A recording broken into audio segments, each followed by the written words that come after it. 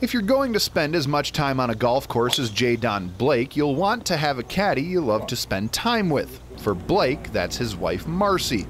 But during today's Pro-Am, Marcy took a break and I took over the bag.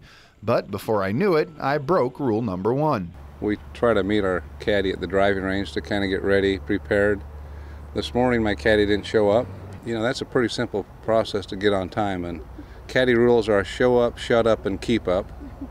So we'll see if the caddy can obey this today. Despite that early flub, Marcy says caddying for her husband is pretty easy. Jadon's so laid back and so easy to work for, and you know, he's amazing at home and out on the course also as well. So we have a great time together. I've done my yardage my whole life, picked my own clubs, so I've pretty well done a lot of it on my own, and you know, don't really have the caddies really read the greens too much unless I are very uncertain with a certain kind of putt, and I'll bring the caddy in and say, hey, what do you see? What do you think?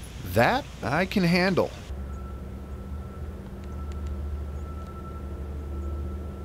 It took me a while to get used to it, but eventually... I'm seeing right to left. Maybe...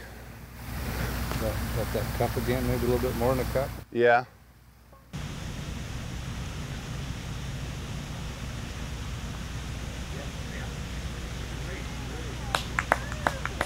That show up, shut up, and keep up, you know, you handled that pretty nicely. You were always right there, and you know, when we got to the greens, you know, reading the putts and stuff like that, you seemed very knowledgeable on what the breaks were going to do. So I got the job? Since you're local, I probably would have to say you got a chance, but anywhere else, no.